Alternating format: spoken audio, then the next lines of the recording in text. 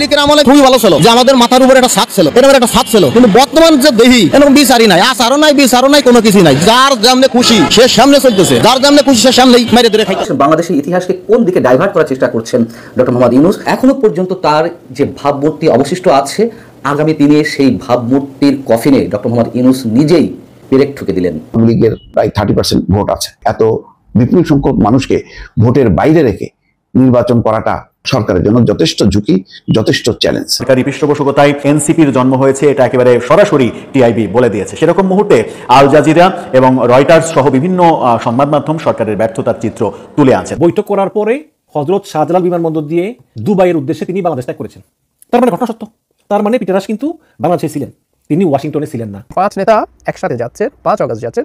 তাদের যে রাজনৈতিক পর্ষদ তাকে তারা জানাননি, এটা অফিসিয়ালি এখন এনসিপি বলছে। প্রিয় দর্শক, এতক্ষণ যে ভিডিওর অংশ বিশেষ দেখলেন তাতে করে আপনারা বুঝতে পেরে গেছেন আজকের ভিডিওটা কতটা গুরুত্বপূর্ণ। তো চলুন আর দেরি না করে একটি লাইক দিয়ে ধারাবাহিকভাবে সম্পূর্ণ ভিডিওর বিস্তারিত আলোচনা দেখে আসি। বাংলাদেশের ইতিহাসকে কোন দিকে ডাইভার্ট করার চেষ্টা করছেন ডক্টর মোহাম্মদ ইউনূস, এমনকি এখনো পর্যন্ত তার যে ভাবমূর্তি অবশিষ্ট আছে, আগামী দিনে সেই ভাবমূর্তির কফিনে ডক্টর মোহাম্মদ ইউনূস নিজেই পেরেক ঠুকে দিলেন।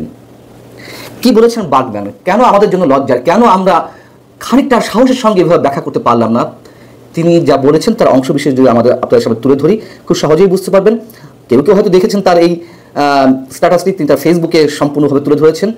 এবং আরও মজার বিষয় হচ্ছে, বাংলাদেশের কোনো প্রিন্ট মিডিয়ায় এটি প্রকাশ হয়েছে, কিন্তু বিভিন্ন ধরনের ইউটিউব চ্যানেল কিংবা প্রত্যেক ইলেকট্রনিক মাধ্যম অথবা প্রিন্ট মিডিয়ারও বা অনলাইন পোর্টালগুলোর যে ইউটিউব মাধ্যম আছে, সেখানেও কেউ এটি সেভাবে তুলে ধরেনি, নিশ্চয়ই কোনো ভয়ের জায়গা থেকে।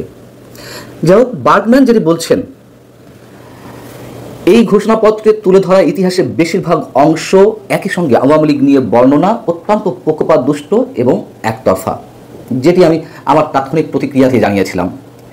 যারা আওয়ামী লীগকে ঘৃণা করেনি, এতে তাদের দৃষ্টিভঙ্গি উপস্থাপন করা হয়েছে বলে মনে হয়েছে। ঘোষণাপত্রে অনেকটাই পরে মনে হয় যেন এটি দীর্ঘদিন আওয়ামী লীগের বিরোধী ও সমালোচকদের লেখা একটি রাজনৈতিক বক্তব্য। এখন তো সব ইতিহাসের কিভাবে সবকিছু দুমড়ে মুচড়ে ফেলা হচ্ছে একপেশেভাবে আমরা সবাই জানি। তিনি বলছেন, সামগ্রিক বিবেচনা করলে এই ঘোষণাপত্রে যে রাজনৈতিক পক্ষপাতমূলক বয়ান তুলে ধরা হয়েছে, তা 1971 সালের যুদ্ধ নিয়ে আওয়ামী লীগ যে রাজনৈতিক পক্ষপাতমূলক ইতিহাস ব্যবহার করেছিল, তার চেয়ে বেশি সমস্যা হতে পারে। অর্থাৎ আওয়ামী লীগ অবশ্যই মুক্তিযুদ্ধের ইতিহাসকে, মুক্তিযুদ্ধের সম্পূর্ণ কৃতিত্বকে তাদের একক দাবিদার হিসেবে প্রতিষ্ঠা করেছিল। এখন যেটি হচ্ছে তার চেয়েও ভয়ঙ্কর, নিকৃষ্টভাবে, জঘন্যভাবে আওয়ামী লীগের সব ধরনের সবকিছু অস্বীকার করে একটা বিশেষ গোষ্ঠী নিজের মতো করে ইতিহাস বর্ণনা করছে, সে কথাই বলতে চেয়েছেন বার্গম্যান। এই ঘোষণাপত্র অতিমাত্রায় পক্ষপাত দুষ্ট ও রাজনৈতিক পক্ষপাতমূলক একটি ইতিহাসের বর্ণনাকে সরিয়ে তার চেয়ে বেশি রাজনৈতিক পক্ষপাতমূলক আরেকটি বর্ণনাকে প্রতিষ্ঠা করছে। কে জানতো 5 আগস্ট আসলে সেটি নিয়েই ছিল। অর্থাৎ এই যে ছোট্ট একটি বাক্য, এর মধ্য দিয়ে তিনি বোঝাতে চেয়েছেন যে অভ্যুত্থানের সৃষ্টি হয়েছে।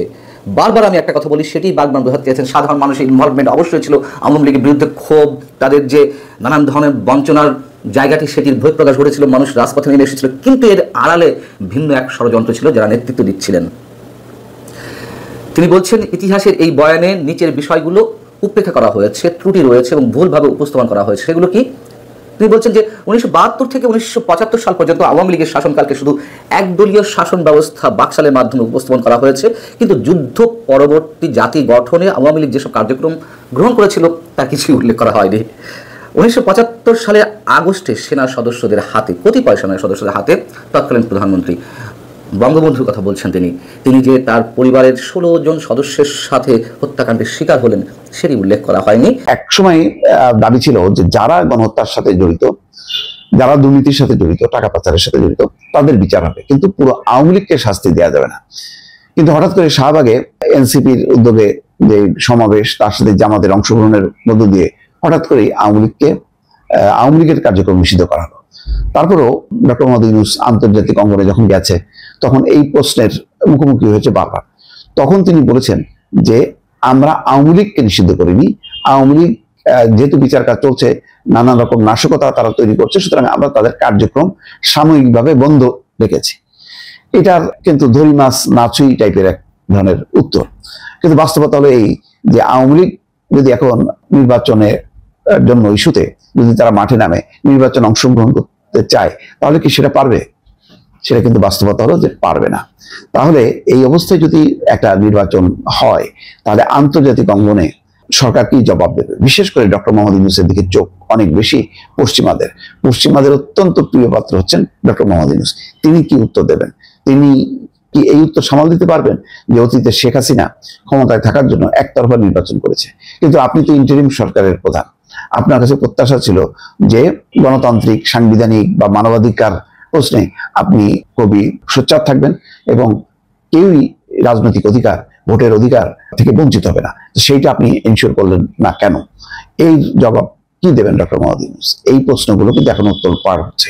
ফলে আওয়ামী লীগ নির্বাচনে অংশ নেওয়াটা যেমন অসম্ভব, আবার আওয়ামী লীগকে উপেক্ষা করাও একটা কঠিন বাস্তবতা। এটা মানতেই হবে। আওয়ামী লীগের ব্যাপারে অনেকেই বলেন যে তাদের প্রায় 30% ভোট আছে।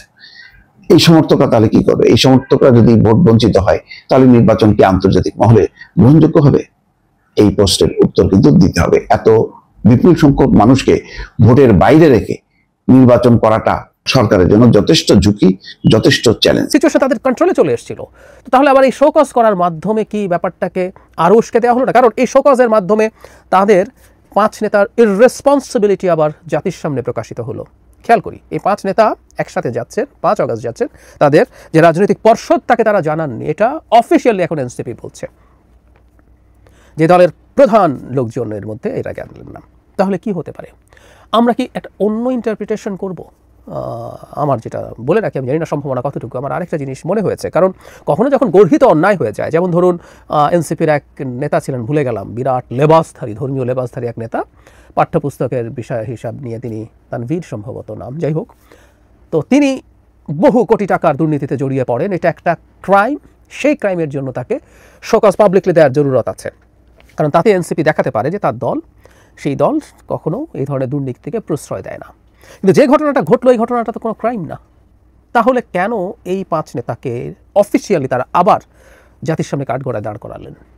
এই প্রশ্নটা আমার মাথায় আসলো এবং এটার একটা অল্টারনেটিভ ব্যাখ্যা, আমি জানি না কতটা নিশ্চিত হবে এটা, কিন্তু আমার একটা অল্টারনেটিভ ব্যাখ্যা আছে। এনসিপির মধ্যে কি কোনো ধরনের সিরিয়াস মতদ্বৈততা তৈরি হয়েছে? বা আমরা পার্টির ভাষায় যেটাকে গ্রুপিং বলি, গ্রুপিং তৈরি হয়েছে, যে কোনো একটা গ্রুপ, এই যারা গেলেন তারা হয়তো এক গ্রুপের, এবং দলের কোনো একটা গ্রুপ চেয়েছেন এদেরকে পাবলিকলি হিউমিলিয়েট করতে।